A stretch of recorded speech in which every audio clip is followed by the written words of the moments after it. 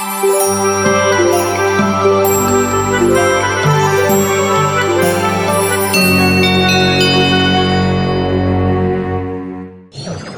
apa kabar semuanya? Selamat datang lagi di Zuhazin Official. Barangkali kita semua pernah mendengar ungkapan, hal terbaik dalam hidup itu gratis. Ketika merencanakan liburan, terutama dengan anggaran terbatas, tidak ada yang lebih baik daripada mendapatkan hadiah gratis. Sesuatu yang gratis ketika didapatkan saat liburan bisa meringankan beban keuangan, baik itu berupa tiket masuk ke tempat wisata seperti museum atau akses ke objek wisata alam yang menakjubkan. Itulah sebabnya Kasago, sebuah perusahaan persewaan rumah liburan, berupaya mencari atraksi gratis terbaik di dunia. Dengan menggunakan ulasan TripAdvisor, mereka telah meneliti tempat wisata gratis mana yang memiliki peringkat bintang 5 paling banyak. Berikut, kami tampilkan 8 wisata gratis di dunia yang menurut paling terbaik di Zuhazin Official, yang sudah dirangkum dari riset informasi mancanegara terpercaya yang sudah kami dapat. Dari 8 tempat wisata yang masuk daftar ini, sayangnya tidak ada satupun dari Indonesia. Sebelum kita mulai, jangan lupa tekan tombol subscribe dan loncengnya ya. Inilah 8 tempat wisata gratis di dunia, versi Zuhazin Official. 1. Luc van Laere Harpis, Belgia. Pernahkah kamu menonton film In Bruges yang dibintangi Colin Farrell atau film Bollywood berjudul PK yang dibintangi Amir Khan? Ada kesamaan di antara kedua film itu, yaitu sama-sama mengambil lokasi di kota Bruges, Belgia. Terletak kurang lebih 1 jam berkendara dari Brussels, ibu kota Belgia. Bruges disebut-sebut sebagai Venesianya Belgia. Hal ini dikarenakan kota tua Bruges dilalui oleh kanal-kanal indahnya seperti di Venesia, Italia. Berjalan menyusuri jalan setapak dan kanal-kanal kecil yang menjadi ciri khas kota Bruges membuat siapa saja akan merasakan berjalan kembali ke masa abad pertengahan. Apalagi sesekali delman dan sepatu kuda nyaring terdengar dari segala penjuru. Untuk menambah kesan romantis, jangan lewatkan pertunjukan konser musik harpa yang dimainkan selama 40 menit dengan indah oleh musisi harpa Belgia, Luc van Laere. Menariknya, Van Laere ternyata pernah bekerja sama dengan musisi gamelan dari Indonesia. Sayangnya ada perbedaan not antara harpa dan gamelan yang akhirnya instrumen harpa digantikan dengan instrumen bernama handpan. Ia dengan bangga bercerita pernah menginjakan kaki di Indonesia dan mengelilingi Pulau Jawa dan Bali untuk mempelajari alat instrumen khas Indonesia lainnya.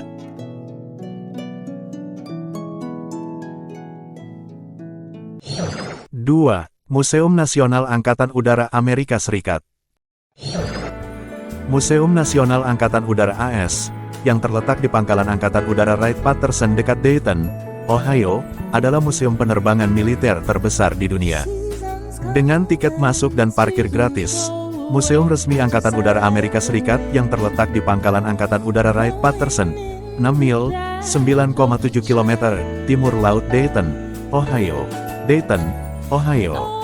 Museum Nasional Angkatan Udara Amerika Serikat adalah museum penerbangan militer tertua dan terbesar di dunia, dengan lebih dari 360 pesawat dan rudal dipamerkan.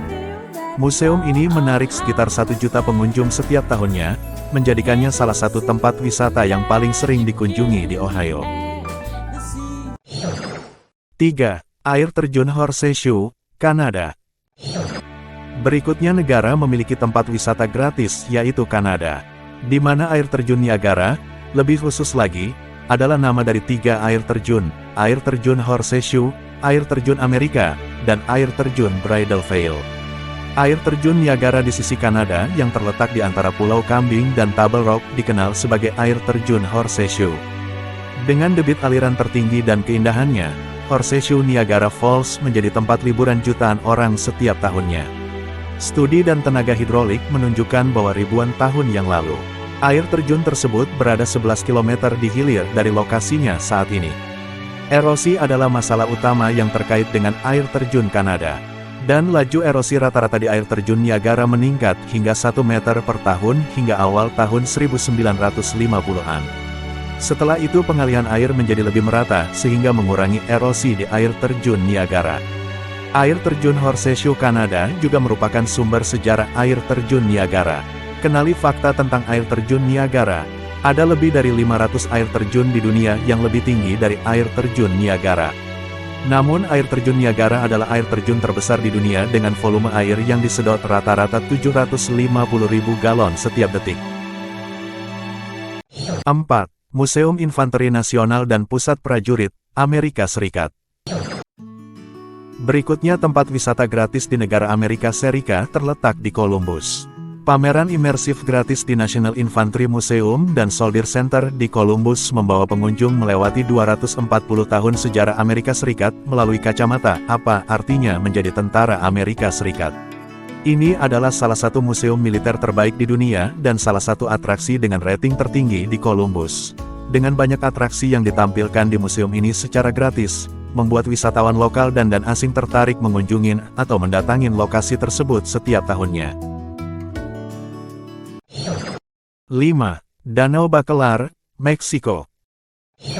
Lokasi wisata gratis berikutnya yaitu Danau Bacalar di Meksiko yang dikenal karena 7 warna biru cerah yang tercermin pada airnya. Namun, lebih uniknya lagi, danau ini adalah rumah bagi populasi purba stromatolith yang berusia sekitar 3,5 miliar tahun. Keindahan Danau Bacalar, menurut Claudio Del Valle, lebih dalam dari 7 warna biru cemerlang Laguna itu, yang berkisar dari warna virus cerah hingga kobal gelap.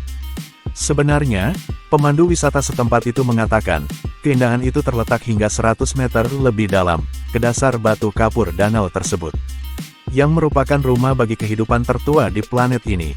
Del Valle menambahkan bahwa hal terpenting ketika mengunjungi danau yang panjang dan ramping dekat perbatasan Belize itu adalah, agar tidak meninggalkan bekas jejak.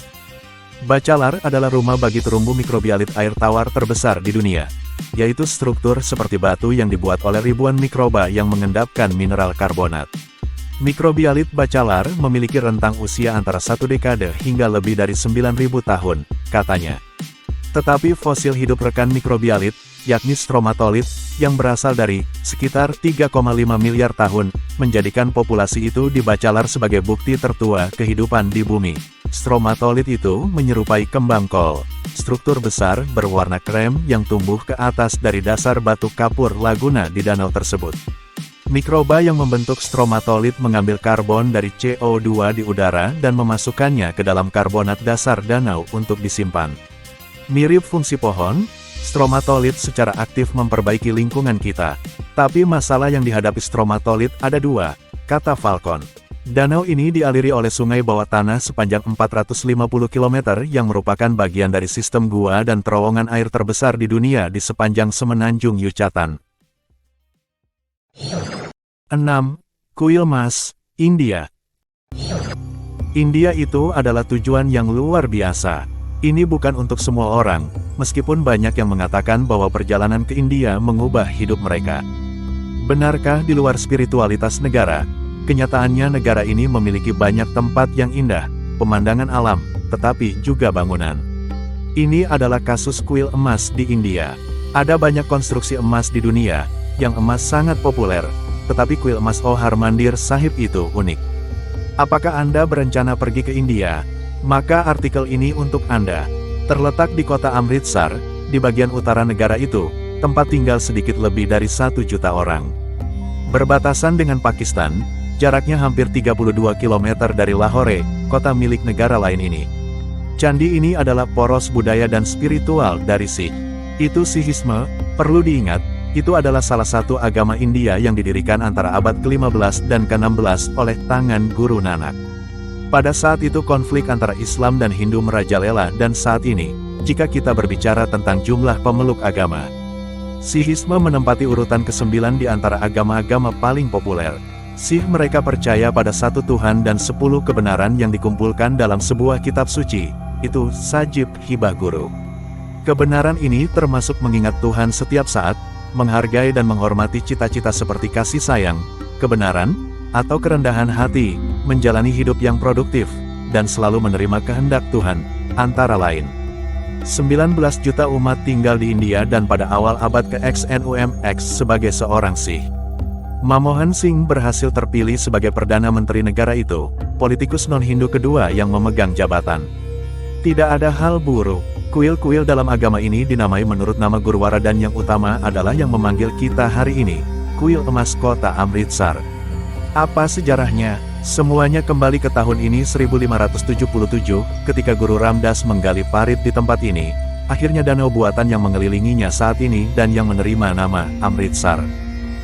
Pembangunan candi berlangsung antara tahun 1588 dan 1604, semuanya dalam kehidupan guru yang sama. Di altar utama, setelah pekerjaan selesai, ditempatkan tulisan suci kaum Sikh, Adigren. Buku ini memiliki sekitar 6.000 himne dan dibuka dan ditutup setiap hari secara ritual. Himne ini disusun pada 1604 oleh guru yang berbeda sampai pada 1704 Guru Gobind Singh menambahkan lebih banyak himne dan kemudian menetapkan bahwa tidak ada lagi guru yang akan diterima setelah kematiannya dan bahwa kitab suci itu akan menjadi El Guru. Kuil emas mewakili bentuk pemikiran Sikh jadi memiliki 4 pintu masuk, satu per sisi, yang melambangkan keterbukaan agama ini terhadap yang lain. Siapapun bisa masuk bahkan hari ini. Tidak masalah apakah Anda Yahudi, Muslim, Buddha atau Kristen.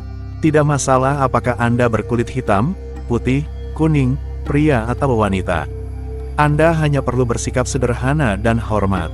Tutupi kepalamu, duduklah di lantai, jangan minum, bertelanjang kaki. Bangunan itu dikelola oleh orang Sikh sendiri. Beberapa relawan, dan sebagian uangnya berasal dari sumbangan yang diberikan oleh orang Sikh di seluruh dunia. Tangan-tangan yang melelahkan ini memoles marmer dan tembaga dan emas tempat kuil itu disembah pada abad ke-XNUMX. Saat itu benar-benar direnovasi setelah beberapa dekade diabaikan. Tapi seperti apa kuil emas itu? Baik campuran gaya, India, Islam, Hindu. Aula suci berukuran 25 meter kali 25 meter, berbentuk persegi, dan memiliki 2 lantai dengan kubah emas. Pada gilirannya memiliki lantai marmer 19, 7 kali 19, 7 meter dan kolam dalam ruangan kedalaman 5 meter, dikelilingi lorong marmer selebar 1 meter yang dilalui searah jarum jam. Ruangan ini terhubung ke platform melalui jalan setapak, atau jalan setapak. Jika ingin masuk ke dalam kolam itu memungkinkan, Sikh mempertimbangkan itu air memiliki kekuatan yang membantu dan memperbaiki karma dan Anda akan melihat orang-orang membawa botol plastik dengan air itu. Emas dan tembaga bersinar di mana-mana dan ada motif alami juga. Langit-langitnya dihiasi permata dan desain bunga yang mengelilingi semuanya dan yang ada di panel marmer di sekitar ruangan adalah gaya Arab. Ada bangunan lain, yang terletak di depan jalan setapak dan aula suci, yaitu markas besar cabang politik Sikh di negara bagian Punjab. Ini tentang akal takut, takhta dewa abadi. Anda juga akan melihat menara jam yang jelas-jelas tidak ada sebelumnya. Inggris menghancurkan sebuah bangunan setelah perang dengan orang Sikh dan membangun jam bergaya gotik dari batu bata merah. Itu dihancurkan 7 dekade kemudian dan hari ini ada sesuatu yang lebih harmonis dengan kuil itu. Anda juga akan melihat beberapa pohon yang dirawat dengan sangat hormat, karena awalnya kompleks kuil emas adalah kompleks terbuka dan pepohonan mengelilingi kolam.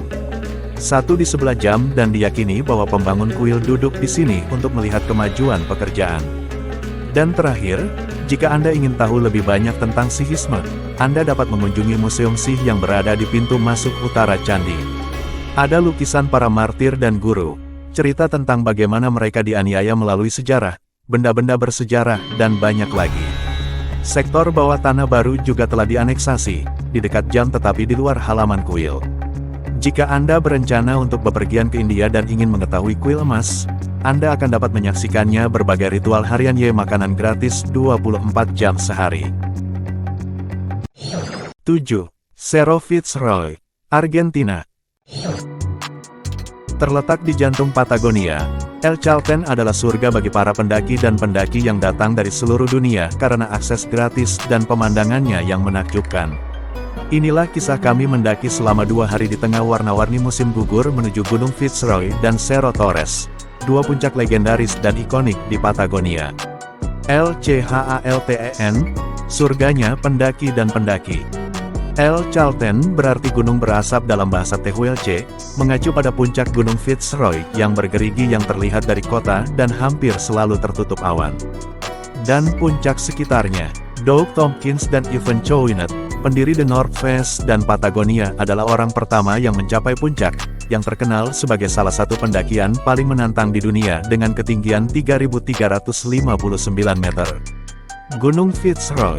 Nama gunung ini diambil untuk menghormati Robert Fitzroy, kapten ekspedisi kedua Charles Darwin di Amerika Selatan, dan ekspedisi di sekitarnya untuk mengenang para pionir seperti Mermoz, Saint-Exupéry, atau Guillaumet. Terletak di jantung Patagonia, El Chaltén telah ditemukan oleh para trekker, dan secara nasional diakui sebagai ibu kota trekking Argentina. Namun, salah satu hal terbaik tentang El Chaltén adalah ia tetap terpelihara dari pariwisata massal. Mencapai El Chaltén sebenarnya merupakan sebuah ekspedisi, namun wisatawan yang beruntung melewatinya akan senang dengan kurangnya turbas harian atau harga yang mahal, di dekat El Calafate. Dengan 440.000 pintu masuk terjual pada tahun yang sama. Kota El Chaltén berhasil tetap sederhana dan kecil namun sebagian besar dipenuhi dengan hotel, tempat perkemahan, dan restoran untuk mengakomodasi pejalan kaki dan pendaki, Gletser Perito Moreno. Kami memilih untuk datang ke El Chaltén untuk suasana santai tetapi juga untuk menikmati pendakian yang indah dan bebas akses. 8. Monumen Perang Australia. Australian War Memorial, AWM, adalah sebuah peringatan perang nasional dan museum yang didedikasikan untuk semua warga Australia yang tewas selama perang. AWM terletak di Campbell, pinggiran ibu kota Australia, Canberra. Lahannya mencakup 5 bangunan dan taman patung. Sebagian besar galeri museum dan area peringatan terdapat di gedung memorial. Rencana untuk membangun tugu peringatan perang dan museum nasional dimulai tak lama setelah depresi hebat adalah dibangun di lahan tersebut dari tahun 1980-an hingga 2000-an. Untuk menampung pameran museum tambahan dan kantor administrasi. Pada tahun 1993, makam prajurit Australia tak dikenal dipasang di dalam aula memori gedung memorial. Denton Corker Marshall menunda pembangunannya. Pengerjaan gedung memorial berlangsung pada pertengahan tahun 1930-an, dan AWM secara resmi dibuka untuk umum pada tahun 1941. Beberapa bangunan yang dirancang oleh Dan John Crush, meskipun dimulainya Emil Soderstern, dengan AWM secara resmi didirikan melalui Undang-Undang Persemakmuran di 1925. Desain AWM dibuat oleh Perang Dunia Pertama. Perang Dunia Kedua, tugu peringatan dan museum buka setiap hari, kecuali hari Natal. AWM menyelenggarakan beberapa kebaktian peringatan di lingkungannya, termasuk kebaktian Last Post setiap malam, dan kebaktian nasional untuk Hari Peringatan dan Hari Anzac. Bagian catatan perang Australia dibentuk pada bulan Mei tahun 1917 untuk memastikan pelestarian catatan yang berkaitan dengan Perang Dunia Pertama. Rekaman dan peninggalan dipamerkan pertama kali di Melbourne dan kemudian di Canberra. Mendukung upaya BIN dan membentuk Komite Peringatan Perang Australia pada tahun 1919. BIN, bersama dengan pemerintah Australia setahun sebelumnya pada tahun 1916, Charles BIN di ibu kota Australia juga dicetuskan oleh Piala Perang. Cakupan proyek juga berkurang karena depresi dan terbatasnya anggaran. Depresi hebat konstruksi direncanakan akan dimulai pada tahun 1929, meskipun permulaannya tertunda karena dimulainya gaya dengan pendekatan pemotongan biaya krus. Art Deco Soderstern dan John Crush diminta untuk berkolaborasi dan membuat desain yang menggabungkan Emil Soderstern, lukisan Australian War Memorial tahun 1946, beberapa tahun setelah dibuka untuk umum, pada tahun 1934, Lone Pine, pinus, yang diperbanyak dari benih, yang dibawa kembali dari Gallipoli, ditanam di properti tersebut, dan beberapa pekerjaan konstruksi telah dimulai lagi. Pada tahun 1941, hari peringatan pada tahun 1935, sebagian gedung memorial ditempati oleh staf AWM. Meskipun AWM baru dibuka secara resmi untuk umum hingga Ratu Elizabeth II, dipandu mengelilingi AWM oleh Charles Bean, dengan Duke of Edinburgh di belakang mereka seragam Angkatan Laut, Februari 1954. Diubah lagi pada tahun 1952, memperluas cakupan peringatan AWM hingga mencakup keterlibatan Australia dalam semua perang. Pada tahun 1975, cakupannya diperluas lagi untuk memungkinkan peringatan warga Australia yang tewas akibat perang, bahkan mereka yang tidak bertugas di Angkatan Bersenjata Australia, Undang-Undang Peringatan Perang Australia. Dari tahun 1996 hingga 1999, AWM memperluas dan meningkatkan galeri museum dan pamerannya, serta menciptakan ruang untuk pameran sementara. Dipasang di AWM, makam prajurit tak dikenal, Christopher Latham ditunjuk sebagai artis in residence musikal pertama AWM pada tahun 2017. Latham memulai serial Bunga Perang pada tahun 2015 untuk memperingati musisi dan artis Perang Dunia Pertama. Gallipoli Simfoni miliknya ditayangkan perdana pada tahun 2015 dan Diggers, Requiem pada tahun 2018. Peringatan ini menugaskan Vietnam Requiem, yang pertama kali dipentaskan pada bulan Juni 2021, dan karya-karyanya direncanakan untuk memperingati Perang Korea, 2023, Holocaust, 2024, dan Perang Dunia Kedua, 2025. Nah, itu dia tempat wisata gratis terbaik di belahan dunia mancanegara. Banyak objek wisata gratis negara lainnya, tetapi hanya 8 lokasi wisata terbaik dari beberapa wisata lainnya. Info yang kami rangkum versi Suhazin Official yang terbaik dikunjungin. Dan jangan lupa tekan tombol subscribe dan loncengnya, biar kami bisa menampilkan video terbaik di channel Suhazin Official.